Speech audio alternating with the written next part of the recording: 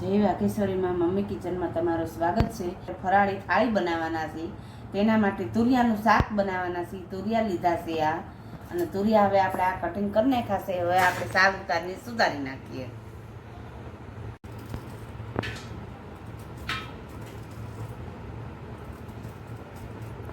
હવે તુરિયાને આપણે સાલ ઉતારી નાખ્યા છે. હવે આપણે એને સુધારી લઈએ.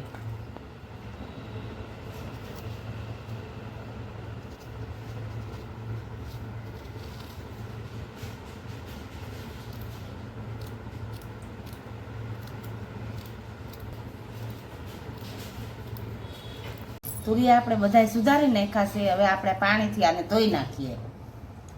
આપણે હવે તુરિયાનું શાક વઘારી નાખીએ. 2 થી 3 ચમચા જેટલું આપણે તેલ લીધું છે, તેમાં આપણે હવે જીરું એડ કરી દઈએ.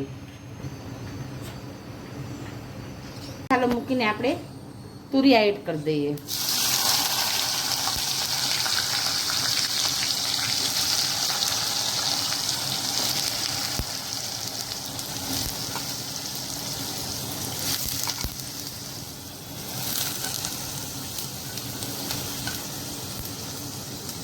પણ આપણે બહુ નહીં, થોડુંક 1 પાલા જેટલું નાખવાનું.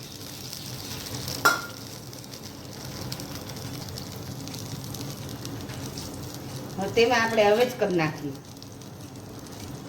અડધી ચમચી જેટલી હળદર,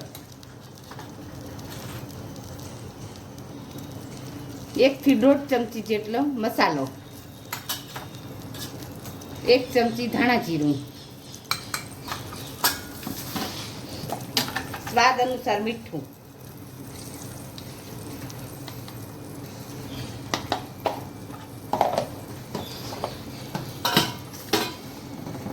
અને થોડોક ગોળ. કારણ કે અમારે ગોળ ખાવાની ટેવ, ગળું શાક થોડું ઘણું કરવાનું. ઘણા લોકો ગોળ ન નાખતા હોય, ગોળ ખાંડ તો નહીં નાખવાનું. અમારે ઘરમાં ખાવાની ટેવ.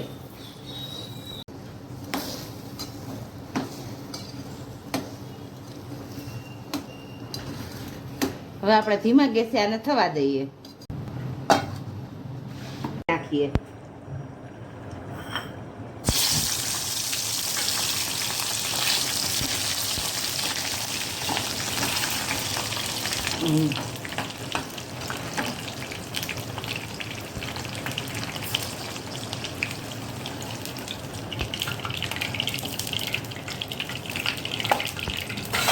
હવે આમાં આપણે મીઠું એડ કરી દઈએ, મરચામાં,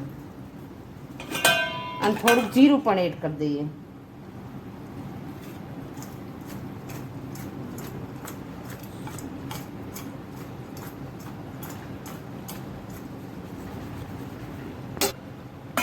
બટેકાનું શાક વઘારવાનું છે, તેના માટે આપણે જીરું મૂકી દઈ, અને આપણે આ બટેકા લીધા છે, બાફીને કમ્પ્લીટ કરીને રાખ્યા છે સુધારીને.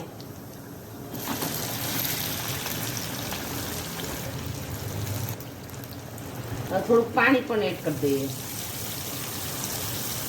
તેમાં આપણે હવે જ કરી નાખીએ. આપણે અડધું ટમેટું નાખ્યું છે, થોડાક મરચાના કટકા નાખ્યા છે, હળદર અડધી ચમચી, 1 ચમચી મસાલો, 1 ચમચી ઉપર થોડો અનુસાર મીઠું, સ્વાદ અનુસાર મીઠું,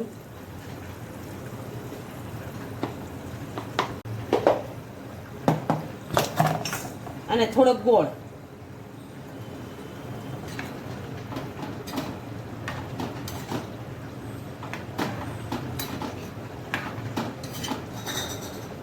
થોડુંક પાણી એડ કરી દઈ, બહુ નહીં, થોડુંક કરવું.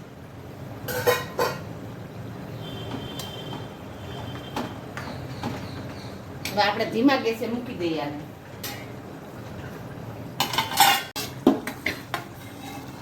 હવે આપણે તુરિયાનું શાક પણ થઈ ગયું છે.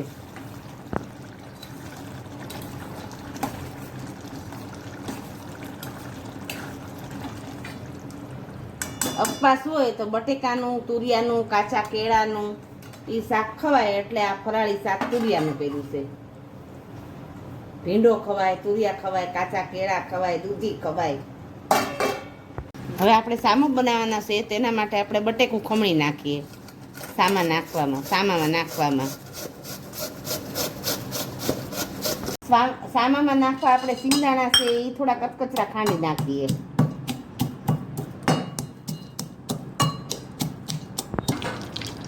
આપણે ચમચી ભરીને અડધી ચમચી જેવું જીરું એડ કર્યું છે.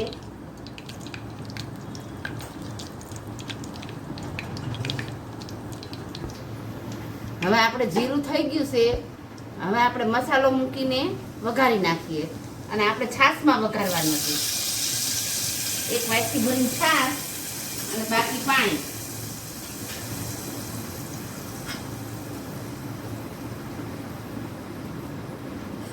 એક વાટકી આપણે સામો હોય તો 4 વાટકી પાણી લેવાનું.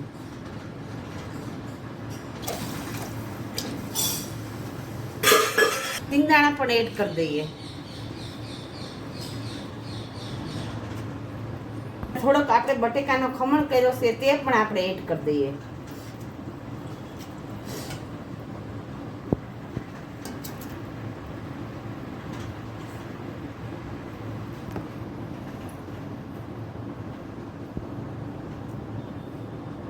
અડધીથી ઓછી ચમચી હળદર, સ્વાદ અનુસાર મીઠું અને મસાલો. આમાં મસાલો બહુ ન હોય, આમાં થોડોક જ મસાલો હોય, અડધી ચમચી મસાલો. હવે તેમાં આપણે સામો એડ કરી દઈએ. આપણે પલાળીને રાખ્યો હતો ને, કલાક અગાઉ પલાળી નાખ્યો હતો સામો. ધીમા ગેસે આપણે સામો બનાવી નાખીએ.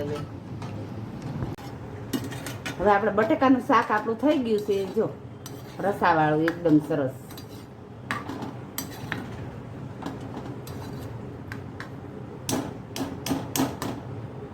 લોટ લીધો છે આપણે.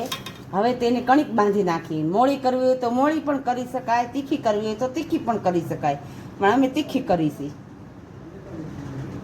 અડધી ચમચી મસાલો, 1 ચમચું હળદર અને સ્વાદ અનુસાર મીઠું અને થોડુંક અમથું તેલ બાંધી દઈએ. હવે આમાં આપણે જોઈએ એ પ્રમાણે આપણે પાણી એડ કરવાનું, થોડુંક નાખવાનું.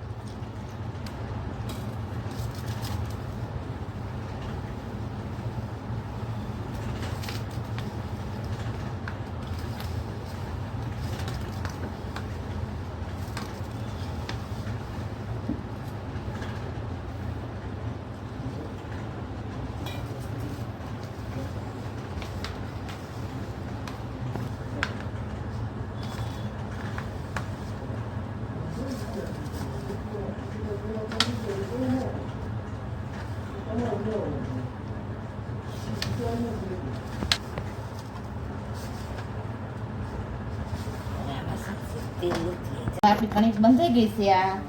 હવે આપણે આને ગુંડલા પાડી નાખીએ. હવે આપણે ગુંડલા પાડી નાખ્યા છે. હવે આપણે તેની પૂરી બનાવી નાખીએ.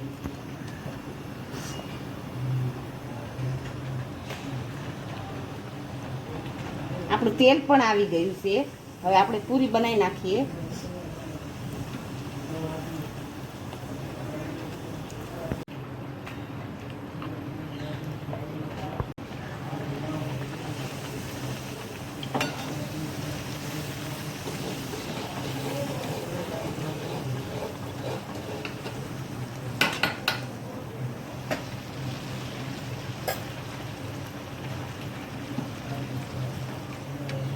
હવે આવી રીતના આપણે બધી પૂરી કરી નાખીએ.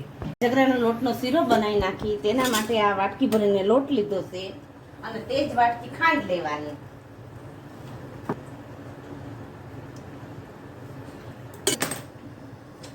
આ રાજગરાનો લોટ છે હવે આપણે એડ કરી દઈએ અને તેને આપણે ધીમા ગેસે હલાવીએ.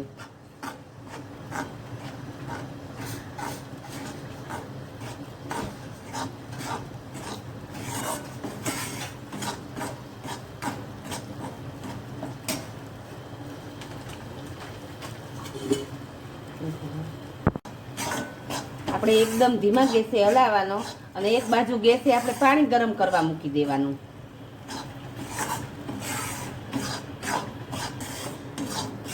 અને ધીમા ધીમા ગેસે હલાવવાનો. બદામી કલર જેવો થાય એટલે આપણો લોટ શેકાઈ ગયો કહેવાય. જો આ બબલ્સ થવા માંડ્યા છે, હવે શેકાવામાં આવ્યો છે. બબલ્સ એકદમ થવા માંડ્યા અને આપણો શેકાઈ ગયો છે લોટ. જો હવે આપણે પાણી એડ કરી નાખીએ. આપણે જોઈએ એ પ્રમાણે પાણી એડ કરતું જવાનું.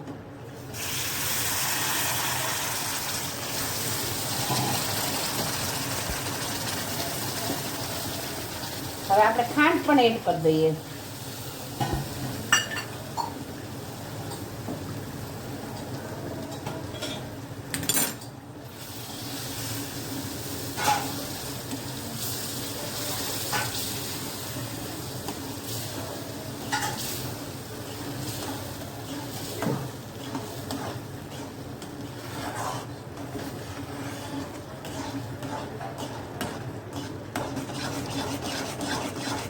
જો આપણું ઘી એકદમ છૂટું થવા માંડ્યું છે.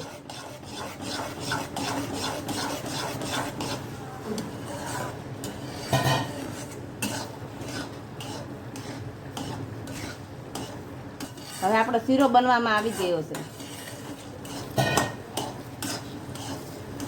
હવે આપણો શીરો તૈયાર થઈ ગયો છે. ખાંડ પણ એકદમ ઓગળી ગઈ છે અને ઘી પણ છૂટું થઈ ગયું છે.